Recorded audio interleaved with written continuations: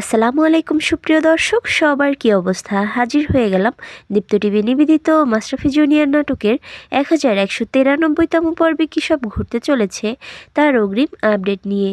এই পর্বটি কেউ মিস করবেন না, কারণ এই পর্বে আপনারা দেখতে পারবেন মমতা ভূঁইয়াকে দেখা যাবে সে এবার তুতুলের এমন খারাপ অবস্থা দেখে তার অনেক খারাপ লাগবে। সে তুতুলকে বলবে, দেখো মা, তোমার পায়ের অবস্থা যারা এমন করেছে আমি তাদের কাউকেই ছাড়বো না, আমি তাদের প্রত্যেককে জেলের ভাত খাইয়ে ছাড়বো।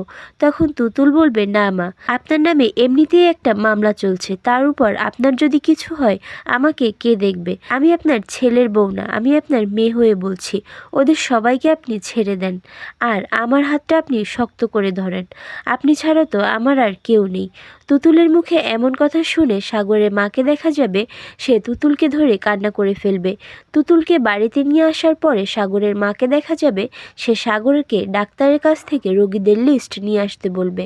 তখন সাগর রোগীদের লিস্ট কোথায় পাবে তা জিজ্ঞাসা করলে সাগরের মা বলবে, ডাক্তারের চেম্বারে লিস্ট আছে, ওখান থেকেই তুই আমাকে এনে দিবি। আর অন্যদিকে আপনারা দেখতে পারবেন দিলার বেগমকে দেখা যাবে সে আয়ানকে বলবে, দাদু ভাই, রুনার তো তেমন একটা বয়স হয়নি, আর তোমরাও যে যার মতো ব্যস্ত হয়ে গেছো, তার উপরে তোমাদের বাচ্চা কাচ্চা হলে তো তোমরা আরও ব্যস্ত হয়ে পড়বে, তাই আমি যা সিদ্ধান্ত নিয়েছি তাই হবে। দিলার বেগমকে দেখা যাবে সে জালাল চৌধুরীকে বাসায় খবর দিয়ে এনে বলবে, রুনার ব্যাপারে আমি একটা সিদ্ধান্ত নিয়েছি আর এটা জানাতেই আপনাকে এই বাড়িতে ডেকে এনেছি।